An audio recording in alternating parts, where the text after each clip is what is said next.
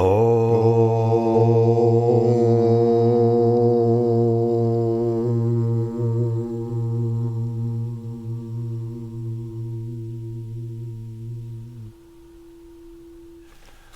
to session number 11 of Secrets of the Mahatma Letters with Terry Hunt and Paul Benedict.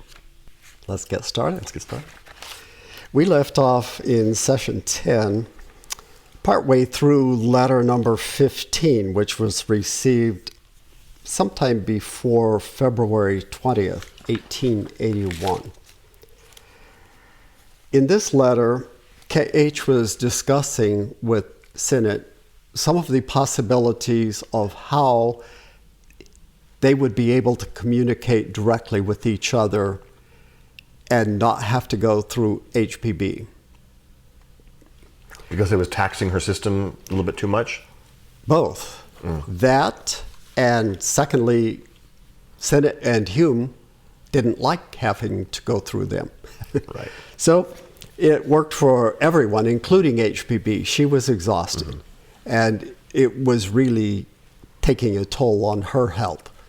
So everyone was in agreement that it was a good idea to find some way that they could communicate without having to use her as their intermediary. So he came up with several different possibilities, and, well, 3 of them, and he eliminated them one by one. He got to the third one, and he said, this possibility is to make you hear my voice, either within you or near you, as the old lady does. And we discussed how that happened. She obviously could hear something that nobody else in the room could hear. And so he's giving 2 possible ways to do that. First of all, he said, if my chiefs will let me do it, I can make it happen. But he said, so far, they refuse to give permission for that. So then he outlines a second possibility. Do we think it's because it takes too much energy to cause a physical voice to be heard? That may be part of it. It's part of their rules, obviously. And that may be very well part of the reason. But they do it for HPB. But she also receives it psychically, not like a vibrational sound. Right. They make lots of exceptions in her case because she's an exceptional instrument that they're able to use. Sinnett doesn't have any of those capabilities. Yeah, so they're offering that. And yet they're hoping that maybe they can come up with a way that that can happen. So the second possibility was, as we discussed, eliminating the barrier of space. But it seems obvious, based on his description, that that would require a certain ability on his part, Sinnett's part. So he said of the latter, which would mean removing this intermediary barrier, you know only enough to regard this as an unscientific absurdity. Obviously, it doesn't seem possible. It's one of the siddhis in the sutras. Exactly. It's in the 3rd chapter. Exactly. Yeah. So at this point, unless the superiors, the Mahachohan and whoever else is involved, give their approval, then this isn't going to happen. And then he continues. There's even more impediment that is involved, if you'll continue from there. There is still more serious inconvenience, an almost insurmountable obstacle for the present. It is my utter inability to make you understand my meaning in my explanation of even physical phenomena, let alone the spiritual rationale. All right, here again, they have understanding of physics that regular science doesn't have. Of course. And he's saying that Sinnett would not understand it any better. And the reason is, we're going to find out. This is not the first time I mention it. It is as though a child should ask me to teach him the highest problems of geometry before he had even begun studying the elementary rules of arithmetic. Yes. So this is progressive, just like any other learning situation. You start with ABC before you learn how to write the secret doctrine. This is exemplifying why when we talk about becoming full-blown when we die, consciousness doesn't work that way. No. When we die, or when we learn to transcend a little bit, we don't all of a sudden instantly know all the secrets of the universe and the meaning of it. Our consciousness doesn't work that way. We would Anyone be who overwhelmed. believes that there is instantaneous enlightenment is being fooled. It doesn't work that way. Yes, you can have a kind of quantum leap, but it isn't. We heard about that in one of our previous sessions. It is temporary, even though it may last for months. It still is temporary, and it's not from here to there. It's from here to here. Which does seem significant, but it's not exponential like some people hope and believe that, okay, when I die, I'm going to know all the answers. Yeah, does not work that way. We can hope and wish all we want, but believing in something that isn't true isn't really helpful. Only the progress one makes in the study of arcane knowledge, beginning with its rudimentary elements, can bring him gradually to understanding our meaning. Now, this is the first time we've heard the word arcane. What is he referring to? It has a capital A. Basically, ancient wisdom or hidden teachings, esoteric. We've called it the ancient wisdom. We've called it other things, occult studies. I wonder why he's choosing to use the proper noun arcane in this. We'll have to look it up because I haven't researched that. Only thus does it, by strengthening and refining those mysterious links of sympathy between intelligent men, the temporarily isolated fragments of the universal soul and the cosmic soul itself, bring them into full rapport. That's so interesting. He's talking about the universal soul and the cosmic soul itself. Well, exactly. And this is a primary teaching of Theosophy and the ancient wisdom, and that is that life itself has intelligence. Nature has intelligence. It's not random. It isn't haphazard. It's all very well organized, and the intelligence that nature has far surpasses anything we can even imagine. And he's calling it a soul. I wonder if he really is making a differentiation between universal and cosmic, because cosmic is capitalized, universal soul is not. I wonder if those are two different things. It's so far beyond our... It's hard to know for sure, because in old writings they used an interesting form of capitalization. Oh, okay.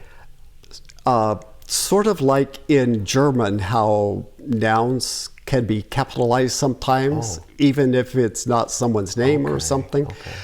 They would capitalize a noun if they thought it was important. I see. It makes sense, actually. But in writing, there were also large capitals, small capitals, and then just a primary capital at the beginning of a word. And they used each one specifically in different ways.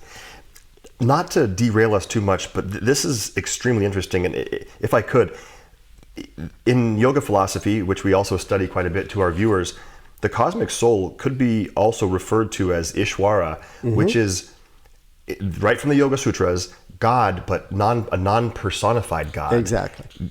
God with, we would say, a lowercase g, because it's not a person, it's not a being per se.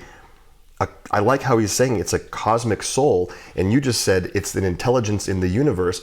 And what that means, in other words, is that there is a plan and purpose in the evolution of everything, but we also have free will. It's not that the plan is predestined for every living thing. There's a guideline and a plan which this intelligence is guiding, but we also have choice and free will within that. I think that's fascinating. There's one more thing to point out. Sure, please. Cosmic and cosmos. He spells it sometimes with a C and sometimes with a K. And they are still trying to figure out vocabulary for these teachings. Because At this point in time? yes, in in the 1800s? Sanskrit and in Tibetan, they've got the vocabulary. But in English Right. and in all Western languages, there's no vocabulary to transmit this, to attach words and meanings to a specific concept. So it's a huge impediment at this point, and they're still struggling to figure out what vocabulary words to use. So is the K spelling, does it mean something different? It means the universal cosmos, the universe. Cosmic with the C usually at this point in time refers to our particular solar system. So what people in ancient times would consider our field of existence. Everything else was just stars out there somewhere. They didn't consider that there were other beings and other intelligences beyond ours. Current day, I think cosmos does refer to the entire universe. It does, but Back then they weren't. I'm just saying Yeah. that they were trying to come up with Sure. a differentiation between what is happening in our own. This is our personal universe, so to The speak. solar system. And now we understand that there are civilizations and existences in other realms and in the far reaches of the universe. So he's making the differentiation. We'll come across a term later on, which is called a ring past naught. And that's a restriction, so to speak, on our ability to go beyond a certain point. So for our human existence, we are not able to escape our solar system. Theoretically, we could travel to the moon. Well, we've already traveled to the moon. We could travel to Mars, though. And there's nothing that would prevent that. What we can't do is travel outside our own solar system. Physically, really, there's a... We, as human beings. Now, that doesn't mean that other beings in our solar system can't do that. But we'll get into that's that later. fascinating. Okay. Only once this is established will these awakened sympathies serve to connect man with cosmos, past, present, and future. And there he spells it with a K. With a K, interesting. And quicken his perceptions so as to clearly grasp not merely all things of matter, but of spirit also. I feel even irritated at having to use these three clumsy words, past, present, and future. That's a big insight right there. They are about as ill-adapted for the purpose as an axe for fine carving. Oh, my poor disappointed friend, if only you were already so far advanced on the path that this simple transmission of ideas should not be encumbered by the conditions of matter. The union of your mind with ours is prevented by its induced incapabilities. All right. The union of your mind with ours is prevented by its induced incapabilities. Induced because you haven't removed the limitations yet, the filters, the objects, the obstacles in between. This is all Raja Yoga again. You haven't purified yourself, gotten rid of all the dross. And that's what is preventing it at this point. Such is, unfortunately, the inherited and self-acquired grossness of the Western mind. To some little extent, that faculty can be acquired by the Europeans through study and meditation, Raja Yoga, but that's all. All right, this is an interesting point. The problem is in the self-acquired inherent and self-acquired grossness of the Western mind. He's pointing out that our minds in the Western world are different from the minds in the Eastern world, meaning Asia. And it's true. The Asians thought and still operate and think differently from Westerners. One of these things that becomes evident, for example, is in the Western world, everything is about individuality. Our individual personal rights are sacrosanct. Nobody interferes with my rights as an individual. That concept doesn't exist in the same way in many Eastern countries, and maybe it does now, but it didn't in the past. They were much more of the mind that they belonged to a unit, a family, an ethnic group, a nation, whatever that might be. But that was far more important than me as an individual. And that's only just a slight indication of what he's referring to. There are other aspects that could be investigated in this situation. So go ahead and continue. How shall I teach you to read and write, or even comprehend a language of which no alphabet, no words audible to you, have yet been invented? Wow.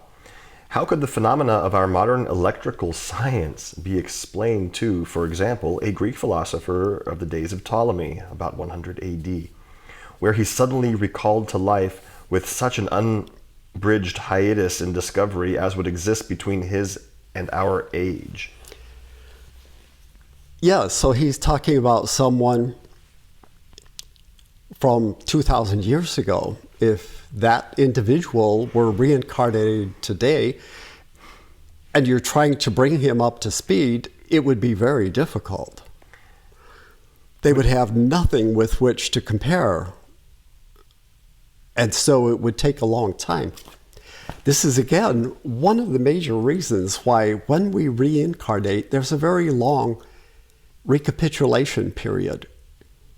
The world has been progressing ever since our last physical body died. And we've been in a state removed from everything that's happening, regardless of what some mediums might think. So there's a lot to catch up on. Not only do you have to get back up to speed to what you knew in the previous lifetime, but then you've got to bring that forward as well. We're doing it within a different context. Exactly. Everything has changed. And it may have been 25 years, it may have been 50 years, it may have been 100 years or 1,000 years. So the amount to catch up on could be enormous.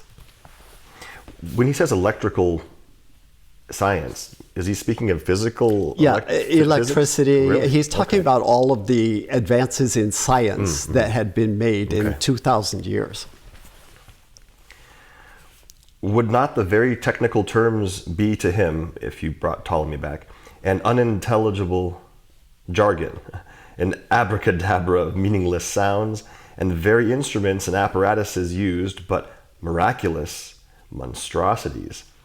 And suppose, for one instant, I were to describe to you the hues of those color rays that lie beyond the so-called visible spectrum, rays invisible to all but a very few even among us. Wow. Okay. So even among their own adepts, there are some people who have abilities that others do not have, including he's talking about the physical spectrum of colors. And he's going to describe why that's important. This is hinting at not only pranic sight and astral sight, and just seeing things that are there, but normal eyes don't, and even they don't see everything. Wow. And it goes beyond that, as we will see. Very cool. If I were to tell you, my good friend Sinnett, please, without moving from your desk, try to search for and produce before your eyes the whole solar spectrum decomposed into 14 prismatic colors, 7 being complementary, as it is, but with the help of that occult light that you can see me from a distance as I see you. What would be your answer? So, with this ability, he would be able to see the adept, the Mahatma, if he had that ability. You described in our last session sort of a cloaking device phenomenon that we are starting to understand, where light is bent in order to see things at a distance that they're describing. Now, HPB apparently doesn't even have this ability, because she, as far as I could tell, was only aware of what they were doing when they contacted her, invited her in, so to speak. Like you would invite someone into a Zoom meeting or something. Right. This is fascinating. I'd like to just hear what he said again. If I were to tell you, without moving from your desk, try to search for and produce before your eyes the whole solar spectrum, decomposed into 14 prismatic colors, 7 being complementary. Wow. With the help of that occult light, and you'll be able to see me. Wow. Okay. All right, moving on. Would you not be likely to reply by telling me in your own quiet, polite way that as there never were but 7, now 3 primary colors, which moreover have never yet by any known physical process been seen decomposed further than the 7 prismatic hues? Would you not reply that my invitation was as, quote, unscientific as it was, quote, absurd? Modern science has up to now been unable to bring under any theory even so simple a phenomenon as the colors of all such dichromatic bodies. And yet, these colors are objective enough. So he's saying there are twice as many colors as science recognizes. And as I said, we're going to find out more about this. Red, orange, yellow, green, blue, purple. 6. And white. 7. Indigo. Purple. Is indigo different than purple? Oh. Okay. It's a spectrum, so you can pick any point on it. And wait, is indigo purple or blue? It's a combination. it's in between. Don't ask me. No. All right. Now you see the insurmountable difficulties. So now we're tying this back. Now you see the insurmountable difficulties in the way of attaining knowledge in occult science for one in your situation. How could you communicate with and command those semi-intelligent forces whose means of communicating with us are not through spoken words, but through sounds and colors? For sound, light, and colors are the main factors in forming these grades of intelligences. Wow. These beings, of whose very existence you have no conception, nor are you allowed to believe in them. Atheists and Christians, materialists and spiritualists, all bringing forward their respective arguments against such a belief. And science objecting stronger than any of these to such a, quote, degrading superstition. And who are these beings that he's referring to? Nature spirits. Nature spirits. So they interact with and control nature spirits in order to communicate between themselves. These light bending techniques are with the aid of the nature spirits, aren't they? The techniques of these color productions, and they're involved in the phenomena. They're involved in all aspects of what we would call magic. All of the things all of the cities that they have require the use of these semi-intelligent beings. You mentioned before, though, that they kind of are forced to do this. Are the nature spirits being forced to participate in this, or is that their job, kind of? It is their job. Didn't you mention that they have some aversion to helping, or am I making that up? These are semi-intelligent creatures. it would be no different from domesticating animals and using them to work. Is that abusing them? And those animals could turn on you. Yeah. Like pet dogs sometimes turn on their owners. Yeah. And this is very similar to that. They are better off because at some point those semi-intelligent forces way, way, way in the future will also be human. So any of these that are able to interact with us in a mutually beneficent way. It's actually aiding both. Exactly. Not to derail us, but can any siddhis be exercised without the help of nature spirit? Not that I'm aware of. There may be some, but I really doubt that you could operate all of them without these nature spirits. That they are part of the tools, I guess you would say, of their trade. This is so The interesting. trade of being an adept. So interesting. It's almost like a horse whisperer, but Here's spiritual. another thing that's interesting, that these colors that he's speaking of, he said we operate and communicate with them through spoken words and through sounds and colors, Yeah. of whose very existence you have no conception. The nature spirit. Wait a minute, I still missed something here. Okay, for sound, light, and colors are the main factors in forming these grades of intelligences.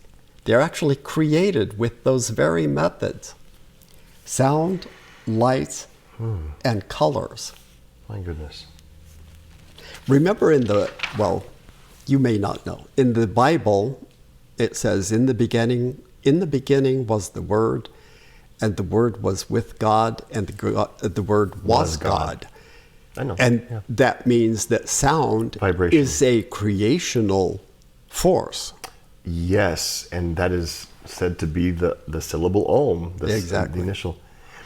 This is so. I love tying this into yoga philosophy, since many of our viewers will be from that. And this is talking about tantric yoga. The science of tantric yoga is manipulating, in a benevolent sense, the forces of nature. Right.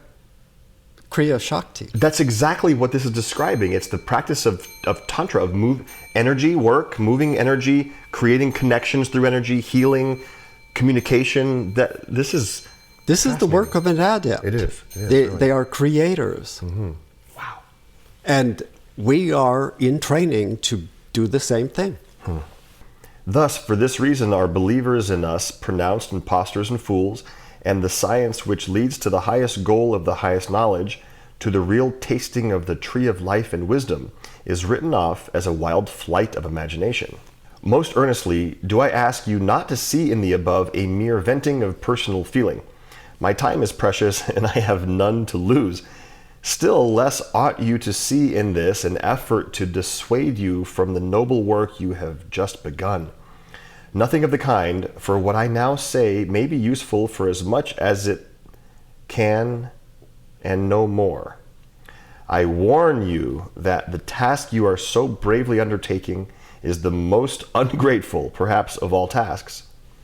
But if you believe in my friendship for you, if you value the word of honor of one who never during his whole life polluted his lips with an untruth, that's what you always quote, then do not forget the words I once wrote to you, see my last letter, of those who engage themselves in the occult sciences.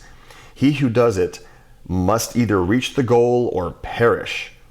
Once fairly started on the way to the great knowledge, to doubt is to risk insanity.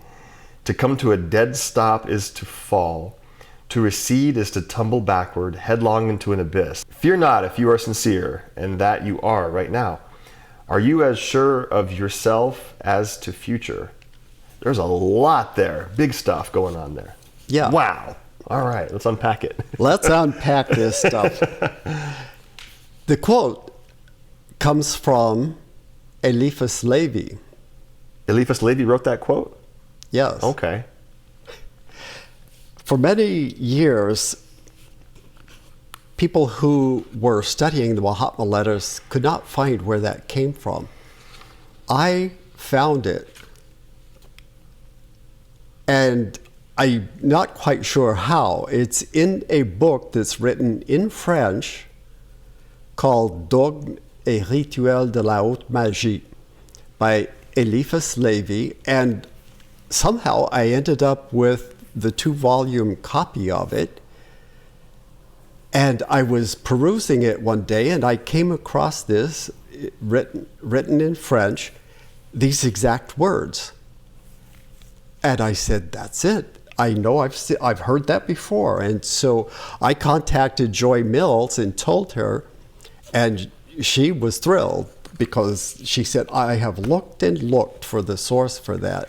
So in the Mahatma letters, those words were in quotes as if he was taking it from somewhere, Exactly. but he doesn't reference where it was from. You can read those very words in French. It's actually in Joy Mills' book. What's the context of Eliphas Levi's The context is he's describing the point along the path where you have to make a decision. Are you going forward? Are you going back? But so he's a theosophist. He was not. He, as far as I know, he knew very little about theosophy. He was not associated with the Theosophical Society. But he was. So who was Eliphas Levi then? He was originally a Catholic cleric studying to be a priest, and then he became a ceremonial magician. But he was one of the ones who had ethics and was doing it for the right purposes, for the benefit of humanity. And his book that he wrote is about the path, even though he wasn't. Not specifically, it was about his study of magic. Oh, okay. But he obviously grasped the concept that there is a path and that at a certain point, you either move forward or you go back, because once you've gone beyond that, if you then hesitate, you're lost. You're going to fall off the cliff. You're going to fail miserably. Wow. And what year was that book written? I don't know originally. The copy I have was printed in like 1940, but it's obviously a reprint of a much older book. So in 1881, it was available already. So K.H. knew about this book. Right. And this Of author. course he did. Oh my goodness. Okay, so Eliphas Levi is going to play a larger part here, or? No, he will come in from time to time, but they observe him. They like some of his teachings. They use them, but there, as far as I can tell, was not a direct communication with him. Was he alive at this time? I would have to check on that. Remember when he was talking about the Club of Magic in London that he had checked in on? Sure, yes. Eliphas Levi was one of the members of that. I see. So he was around at that point. Interesting. There's more to talk about in this paragraph. Oh, the other thing, too, was... Never an untruth has... That one, of course, never an untruth has passed my lips. But he also said, I warn you that the task you are so bravely undertaking is the most ungrateful, perhaps, of all tasks. So anyone who's thinking, oh, if I can just get some of these abilities and some of this information, I'm going to go on YouTube and it's going to change the world. It doesn't work that way. You're probably going to be reviled and persecuted more than anything else. I love that the master is saying that, because from what I've seen, every single other channeler or channeled message would never say that. They'd say, not. share my message. Yeah. You're the mouthpiece through the divine. Go spread the words that I'm giving you. Mm-hmm. The answer is love. And here he's saying, hey, if you really want to do this, it's the most ungrateful. And I it think is. that's proof right there that this is It absolutely is, this is because incredible. anyone who is telling the truth is going to encounter the wrath of other people, including those who claim to be on the path. Sure. Those are the worst ones. And those are the people that caused the most damage and the most trouble for HPB were the former students of hers or people who revered her at one point and then turned against her. So, yeah, he knows of what he is speaking. And he's saying also here that he's not in this life. Has he ever told a mistruth or a lie? Yes, and that's who they're looking for. People who are honest, who have Unscrupulous. ethics, and who are scrupulous in their thoughts, words, and deeds. Wow. All right, continuing. But I believe it is time to turn to some less transcendental and more mundane matters. Boo. This is funny. Okay.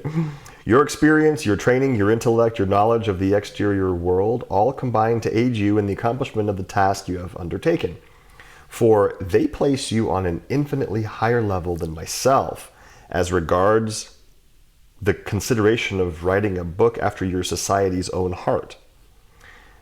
Though the interest I take in it may amaze some who are likely to turn it around on me and my colleagues with our own arguments, yet I confess that I do take an interest in this book and its success as much as in the success in life of its future author.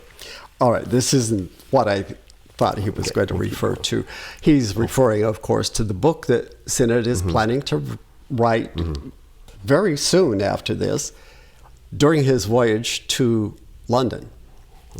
And KH is quite excited about the prospect of this. Go ahead with that. All right. I hope at least that you will understand that we are far from being the heartless, morally dried up mummies some would fancy us to be. That's in reference to what Hume said about them. Remember, in some of his letters, he was referred to them basically in very similar words. We may not be quite the, quote, boys. That's funny. To quote Alcott's irreverent expression when speaking of us, does Alcott call them the boys? Yeah. That's hilarious. Yet none of our none of our degree are like the stern hero of Bulwer's romance. All right. So HPB and Alcott both had really good senses of humor. And KH and Moria, at least, appreciated that. They loved that. So when he so funny. called them the boys, and HPB called Moria her boss, she always referred to him as the boss. The boss. That's funny. They liked that. In fact, Alcott at one point called himself Moria Jr. Oh my gosh, that's hilarious. So yeah, That's something I would say. they are not offended by things like that. I wish we had recordings of Alcott and HPB speaking. I would love to hear them. How they would banter and yeah. That would be so cool. They were very different in the early days. As they encountered more and more adversity, they obviously were kind of beaten down. They hardened up a little bit. But let's see, there was something else Bulwer's romance? Oh. One of the early members of the Theosophical Society, when they were still in New York City, was a man named Thomas Edison. You may have heard of him. Who dat? And they managed to acquire one of his first gramophones, which recorded and played back not wax at that time, aluminum foil cylinders. That's the device with the huge curved horn looking thing. It looks like a record player, Right. Okay. And they actually used it to record HPB's voice, I know for sure, and possibly Alcott's, although I'm not certain of that. But they did have a recording of HPB's. They would take it off and preserve the aluminum foil, and they could replay it whatever they wanted. But over the years, it got flattened out, and he tried to see if they could restore that. Mm-hmm. But the technicians at the time said it was too badly damaged and that there was no way to be able to hear the voice. Alcott. Oh, okay. Wow, interesting. While the abilities of observation acquired to some of us by our condition certainly give a greater breadth of view, we might just as easily maintain that it is, quote, the business of magic to humanize our natures with compassion, unquote, for all mankind, instead of concentrating and limiting our affections to one chosen race. Yet few of us can at this point liberate ourselves from the influence of our earthly connection as to be immune to the higher pleasures, emotions, and interests of most of humanity. Until final emancipation, until final emancipation reabsorbs the higher self, it must be conscious of the purest sympathies called out by the aesthetic effects of high art. Its tenderest chords respond to the call of the holier and nobler human attachments. Of course, the greater the progress toward deliverance, the less this will be the case until, to crown all, human and purely individual personal feelings, blood ties and friendship, patriotism and race preferences, all will give way to become blended into one universal feeling. The only true and holy, the only unselfish and eternal one, love, and immense love for humanity as a whole. For it is, quote, humanity which is the great orphan, the only disinherited one upon this earth, my friend. Let's stop right there because there's so much in this. Yes. First of all, he's pointing out that the adepts are not yet at a stage where they're so far removed from humanity that they don't remember what it was like to be one of them. They still have more affection for certain humans than they do for others. Overall, they have nothing but pure love for all humans, regardless of what they do. They love everyone, but with an unconditional love. That doesn't mean that they don't have their preferences. Obviously, he has very strong affection already for Sinnett and for his family. And he has very strong affection for his country, India, and for the people of India.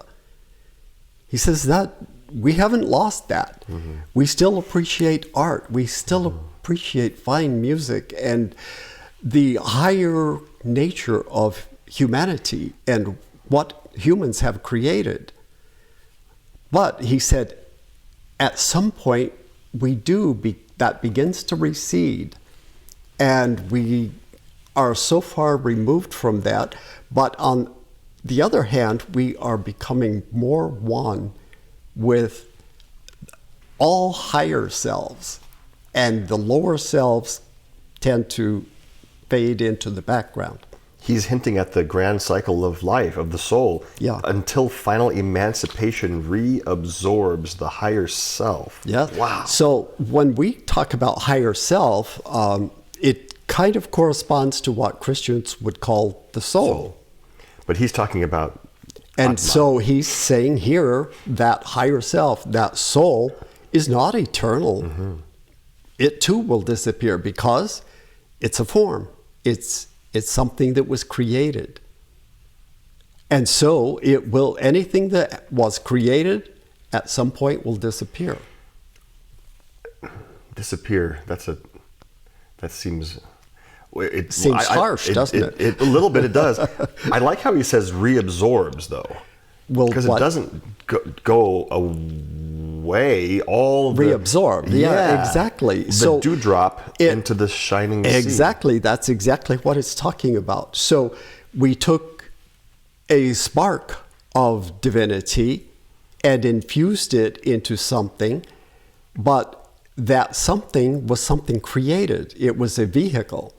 Then that is reabsorbed. That's a great way to experience, right? And reabsorbed back to where the condition it was before, but changed. Almost like a candle flame rejoining the larger flame, but in a different way. But the drop of water slipping into the sea is a great analogy. I love that. Exactly. And the drop of water doesn't lose anything; it gains in the process. Okay, is humanity, which is the great orphan, the only disinherited one upon this earth, my friend. He refers to this more than just once, the great orphan humanity. He's actually going to take up a little bit more about that subject. So go ahead and continue. And it is the duty of every man who is capable of an unselfish impulse to do something, however little, for its welfare. Poor, poor humanity. It reminds me of the old fable of the war between the body and its members. Here, too, each limb of this huge orphan, fatherless and motherless, selfishly cares but for itself. Thus, since there is hope for man only in man, I would not let one cry whom I could save. He's obviously quoting someone here, but I haven't been able to find the quote. So if any of our viewers in YouTube land know, I would love to find out where that quote comes from. It sounds almost like something from The Voice of the Silence. How can you be saved and watch the whole world cry? I thought it was going to that. Yes, it sounds very much, but I checked in The Voice of the Silence and I didn't find those exact words. And that's an HPV book. But it's that same thing, this tremendous sympathy for humans. And when he calls it the great orphan humanity, he's referring to the fact that it's we humans who are the most isolated from our spirituality. Plants, animals, they still have a great connection. Even the more primitive or the indigenous people have a greater connection to their spiritual nature. But we, who supposedly are the most advanced, are also the most isolated. We have individualized to such an extent that we've almost completely forgotten who we are. That's the story of the prodigal son. Forgot what his true nature was.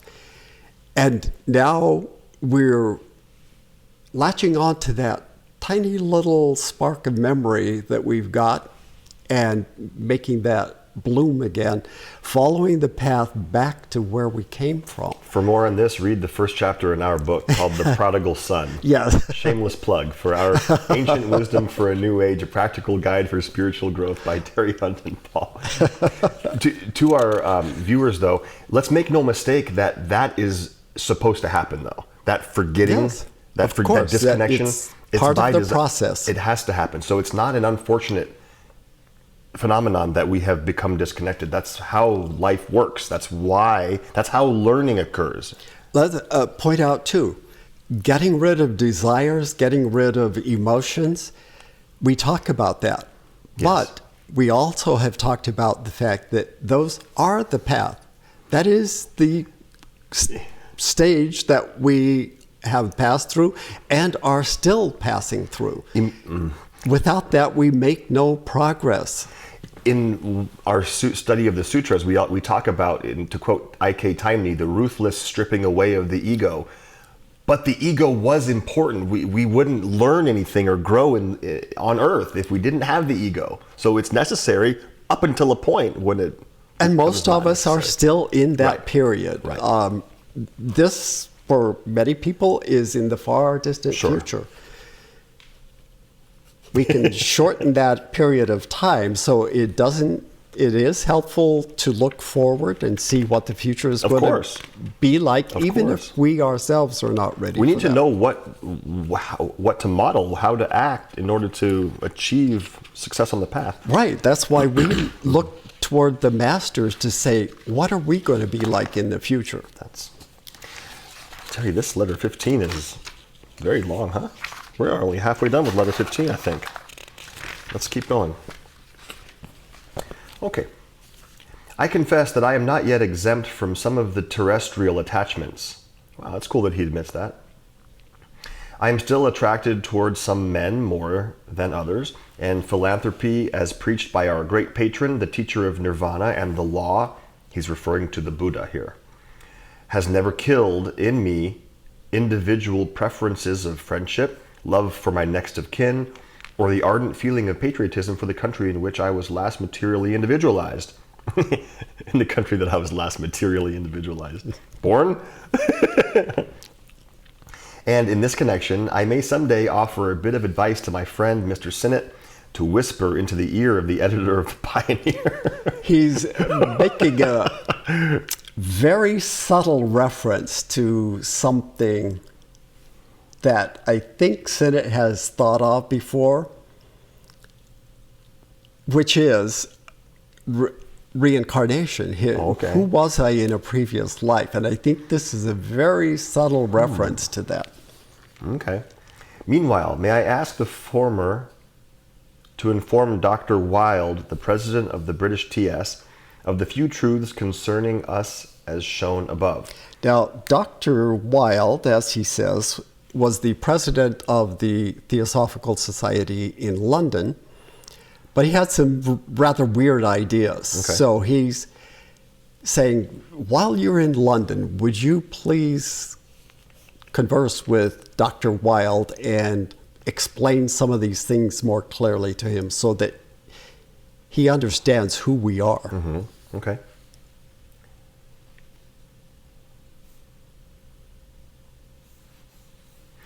Will you kindly undertake to persuade this excellent gentleman that not one of the humble dewdrops, which have at various periods disappeared in space to merge into the white Himalayan clouds, have ever tried to slip back into the shining sea of nirvana through the unhealthy process of hanging by the legs or by making unto themselves another, quote, coat of skin out of the sacred cow dung of the thrice holy cow. Okay. I didn't realize he was going to be talking about the dewdrop here. And then, cow poop. Oh my gosh. Okay. So, yeah, go ahead and read it and then we'll cover this. The British president labors under the most original ideas about us, whom he priests in calling yogis, without the slightest regard for the enormous differences which exist between Hatha and Raja Yoga. This mistake must be laid at the door of Mrs. Blavatsky, the able editor of, quote, The Theosophist, who fills up her volumes with the practices of diverse sannyasis and other blessed ones from the plains, without ever troubling herself with a few additional lines of explanation. So again, they're disparaging HPB, and yet her critics claim that she's the one who wrote all of these letters. Go figure. But he's referring to the fact that many people in 1881 thought that yogis were these fakirs and jugglers in India who could perform certain feats, or the other thing they would do is just do stupid things, stupid human tricks. Hold the one hand in the air until it withers to the point that it's permanently disfigured. And they somehow think that's a great achievement. Or hang by their legs for the rest of their life. Or smear cow dung all over themselves. That's what he's referring to there. So, most Westerners had no idea what Hatha Yoga was. It wasn't anything to be revered or looked up to. And yet, Dr. Wilde was making no distinction between these individuals in India who did stupid human tricks and the Raja yogis. I wonder if he's implying that the sannyasins, or the people who are doing the tricks, are performing Hatha Yoga. Is that what he's referencing? Westerners thought that was what Hatha Yoga was. And Taimni, as we know, almost doesn't mention Hatha Yoga at all. It's simply a step along the way. It was never intended to be something to replace Western calisthenics or... Right. It has been taken all out of context by Westerners and turned into something very different.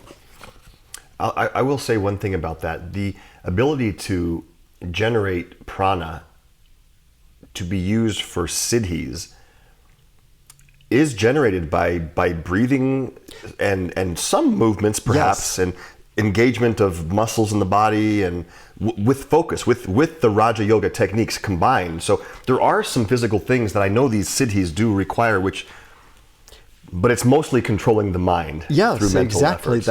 And most people don't even get that far. And there's nothing wrong with it. It's a great practice. Sure. You know yourself that health-wise, it's a very good alternative to going to the gym every day. Sure. And now to still more important matters. Time is precious, and writing material still more so. Precipitation, quotes, in your case have become unlawful, lack of ink or paper standing no better chance for tamasha, and I being far away from home and at a place where a stationer's shop is less needed than breathing air.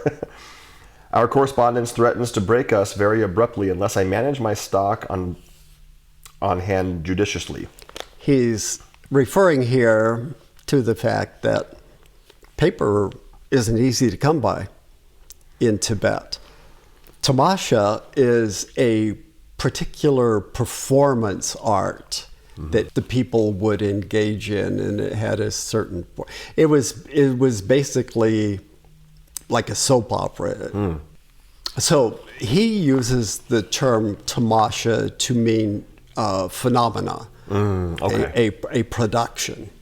So he's basically saying that time is precious and writing is even more precious because paper is hard to come by. So he's discussing how challenging it is to keep this communication going. Yes. A friend promises to supply me in case of great need with a few stray sheets, remnants of his grandfather's will, by which he disinherited him. But since the will is on paper that could be mistaken for blotting paper, we might as well turn to your book. Since you do me the favor of asking my opinion, I may tell you that the idea is an excellent one. Theosophy needs such help, and the results will be what you anticipate in England as well. It may also help our friends in Europe generally. Blotting paper, some of our viewers may not know what that is. In the old days, when you wrote with a fountain pen, it was very messy. And blotting paper is like very absorbent, a very crude form of paper. And you would have a piece of blotting paper that you would set on top of it after you wrote and absorb any excess ink so it didn't get all over things. Wow, okay. I lay no restrictions upon your making use of anything I may have written to you or Mr. Hume, having full confidence in your tact and judgment as to what should be printed and how it should be presented. I must only ask you, for reasons upon which I must be silent, not to use a single word or passage from my last letter to you, the one written after my long silence, the first one forwarded to you by our old lady. This is interesting. Not even a word. Maybe it has an energetic connection to the rest or something. As to the rest, I relinquish it to the mangling tooth of criticism. Oh my goodness. Nor would I interfere with the plan you have roughly sketched out in your mind. But I would strongly recommend that you lay the greatest stress upon small circumstances which tend to show the impossibility of fraud or conspiracy. You should not omit one jot or tittle. Is that where you got that from? Because you always say No, that. that's from the Bible. Oh, okay. You should not omit one jot or tittle of collateral evidence that supports your position, something you have neglected doing in your letter in the Pioneer. For instance, my friend tells me that it was a 13th cup and the pattern unmatchable in Shimla at least. All right. So, my friend, he allows his friend to write a little explanation on his own letter. And the friend is the one who had offered to give him a few sheets of paper that were from the will that, in which his father disinherited him. Okay. So it's his most advanced chela at the time, Jwal Kul, or DK, as many of us know. He was Tibetan rather than Indian, and he was on the verge of adeptship within months of becoming an adept himself. And he writes a little explanation on here. Now, DK is nowhere near as jocular as KH is. He's like Damodar, dead serious about everything. He says, this is DK, he says, at least according to Mrs. Sinnott, I myself did not search the crockery shops. So he's saying Mrs. Sinnott said that the pattern was not available anywhere in Shimla. We're talking about the teacup phenomenon. Yes, the production. And KH, the disinherited, says, I didn't check the shops myself. Mrs. Sinnott says that it was not available. Also, the bottle filled with water.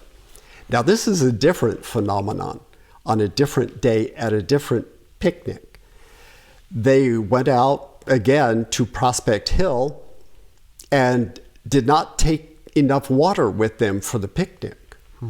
So Sinnott told some of his servants, take these empty bottles, there's a brewery not too far away, go over there and give this note to the foreman, in which he said, hey, can you please fill up these bottles with water for us?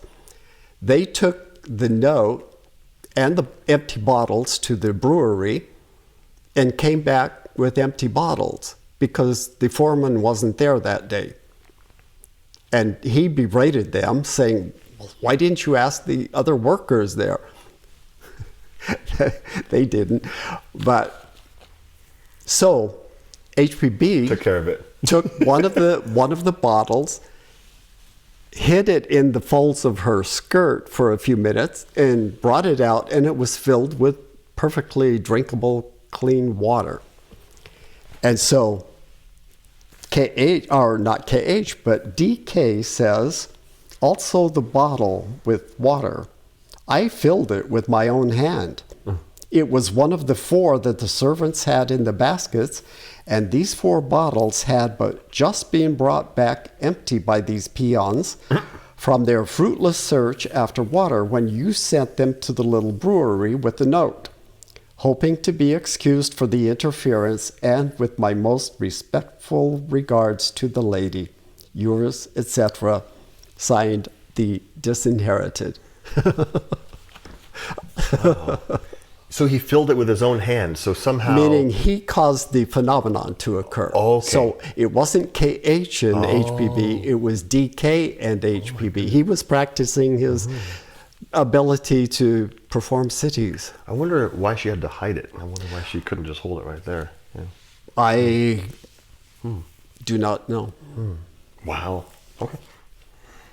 The pillow was chosen by yourself, and yet the word pillow occurs in my note to you, just as the word tree or anything else would have been substituted had you chosen another depository instead of the pillow. Now here, this is KH speaking again, just to be clear. DK inserted a little note, and now DK has gone back to explaining the pillow deck phenomenon. You will find all such trifles serving you as the most powerful shield against ridicule. Then you will, of course, aim to show that this theosophy is no new candidate for the world's attention, but only the restatement of principles which have been recognized from the very infancy of mankind. The historic sequence ought to be succinctly yet graphically traced through the successive evolutions of philosophical schools, and illustrated with accounts of the experimental demonstrations of occult power ascribed to various magicians or wonder workers. He is so verbose, my goodness. That sentence was... That was a crazy sentence. This isn't Damodar speaking. No. The only problem to solve is the practical one of how to best promote the necessary study and give to the spiritualistic movement a needed upward impulse. It is a good beginning to make the inherent capabilities of the inner living man better comprehended, and to lay down the scientific proposition that, since attraction and repulsion are the law of nature, there can be no interaction between clean and unclean souls, embodied or disembodied, and hence 99 out of 100 supposed spiritual communications are obviously false. Wow, he says it right there. What is he stating? That everyone else who's claiming to be in spiritual communication with is not happening because it's very hard. It's very hard to do it. This comes straight out of the Bible, too. Well, not the only place, but you cannot put something clear and clean into an impure receptacle or container. So that he's Mainly thoughts talking and energy. the human mind, Yes. the human vehicle. You can't, if your vehicle is impure, you are not going to be able to receive it even. So that's why purification has to happen before anything else can really take place. You can work on other things at the same time, as we know. You don't have to go numbered steps along the way, but you cannot make great progress until you have achieved purification of the vehicle. What I meant by the forlorn hope was that when one regards the magnitude of the task to be undertaken by our theosophical volunteers, we may well compare it to one of those desperate efforts against overwhelming odds that the true soldier glories to attempt. You have done well to see the, quote, large purpose in the small beginnings of the TS. Of course, if we had undertaken to found and direct it ourselves, very likely it would have accomplished more and made fewer mistakes, but we could not do this, nor was it the plan. Our two agents are given the task and left as you now are, to do the best they could under the circumstances. Obviously, they have pupils who are in training. If they don't give them important tasks to accomplish, then how are they going to learn? He's saying, if we had the time and the inclination, we could probably do a much better job of it. But we would be depriving those who are in training of great opportunities. And you are one of these people. And much has been accomplished. Under the surface of spiritualism runs a current that is wearing a broad channel for itself. When it reappears above ground, its effects will be apparent. Already many minds like yours are pondering the question of occult law, forced upon the thinking public by this agitation. Like you, they are dissatisfied with what has been hitherto attainable and clamor for better. Let this encourage you. It is not quite accurate that, by having such minds in the society, they would be, quote, under conditions more favorable for observation for us. Rather put it that by the act of joining other sympathizers in this organization, they are stimulated to effort and incite each other to investigate. Unity always gives strength, and since occultism in our days resembles a forlorn hope, union and cooperation are indispensable. Union does indeed imply a concentration of vital and magnetic force against the hostile currents of prejudice and fanaticism. I wrote a few words in the Maratha Boy's letter. And that's Damodar. Maratha Boy's letter. Only to show you that he was obeying orders and submitting his views to you.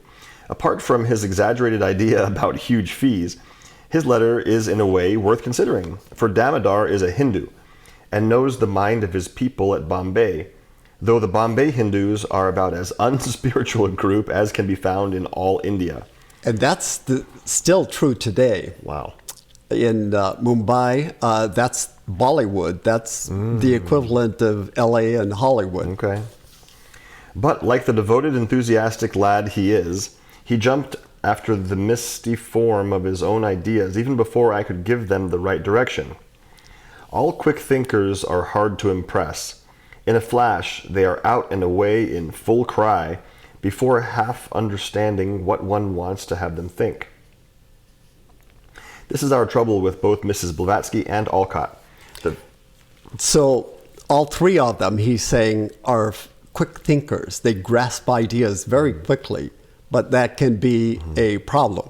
Because they'll go and run with it and do something. Exactly. They pondering. say, okay, we've got it, and run off, right off in all directions, as they say. The frequent failure of the latter to carry out the suggestions he sometimes receives, even when written, is almost wholly due to his own active mentality, preventing his distinguishing our impressions from his own conceptions. And Blavatsky's trouble is, apart from physical ailment, that she sometimes listens to two or more of our voices at once. Wow. For example, this morning, while the, quote, disinherited, whom I have accommodated with space for a footnote, was talking with her on an important matter, she lent an ear to one of ours, who is passing through Bombay from Cyprus on his way to Tibet, and so got both in an inextricable confusion. Women do lack the power of concentration. Oh, okay. Whoa. So first of all, HPB was listening to two voices at once, Wow. and neither one was presently with her. So she was listening to DK and one of their adepts who is traveling and happened to be in Bombay at a different location. You But don't know who that was? no, there's no indication.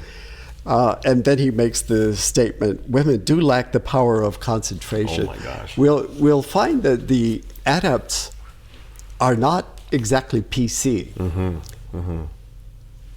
They are products of their time. And as we know, many of them remember several of their past lifetimes. So they've got all of this accumulated experience at their disposal.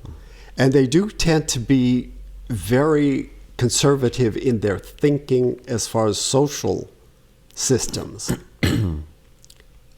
But they are also very progressive in other ways. So there's this strange dichotomy between them. He, at this time, had the idea that women didn't have some of the capabilities that men do.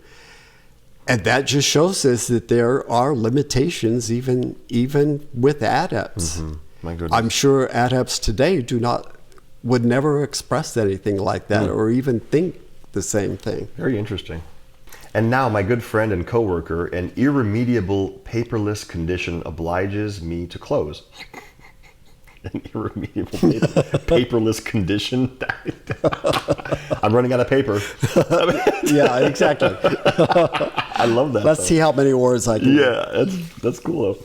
Farewell. Yeah, but it's still, there's two more huge paragraphs. Farewell until your return, unless you will be content as hitherto to pass our correspondence through the accustomed channel.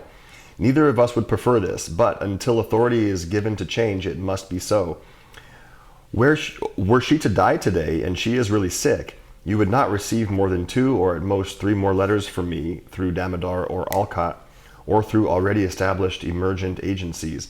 And then, that reservoir of force being exhausted, our parting would be final. Ooh. This is huge. Yeah. If HPB were to die that day in 1881, there would be enough power in reserve for maybe 2, maybe 3 at the most letters. And that would still require one of the other chelas to be able to receive those. But then that would be the end of all communication. It's so interesting that she is like a transfer or like a booster signal somehow. Yes, exactly. Some function that she was able to perform was absolutely essential. Wow. I She wonder if we can run with didn't that. die until 10 years later. What was she sick with at this point? Everything. Oh, okay. Heart problems, kidney problems, liver problems. Maybe some caused by this work. Yes, obviously. Wow. My goodness. But even after she died 10 years later, there was only one letter that we know of that arrived. And that was it. I wonder why KH wouldn't say, our parting would be final unless you came to visit me in person. Just come and visit. Like, I wonder why he doesn't offer that. Because the difference between the spiritual evolution of HPB and Sinnett is enormous. They could not invite him in person to come as they invited HPB to. It was their energy fields were completely antithetical. Okay, that makes sense.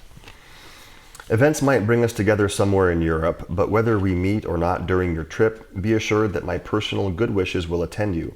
Should you actually need now again the help of a happy thought as your work progresses, it may very likely be osmosed into your head, if sherry bars not the way, as it has already done in Allahabad. Okay, so sherry meaning alcohol. Okay. May the, quote, deep sea deal gently with you and your family. Ever yours, KH. The deep sea, of course, being their ocean voyage. Mm-hmm. So we're seeing quite a bromance going on here. Yeah, they are the bros. There's a lot of The affection boys. here. The boys. The bros. Yeah, and KH is really liking Sinnott, and Sinnott is grooving on Grooving. on all of this attention he's getting, and getting excited about being one of their agents in the outer world.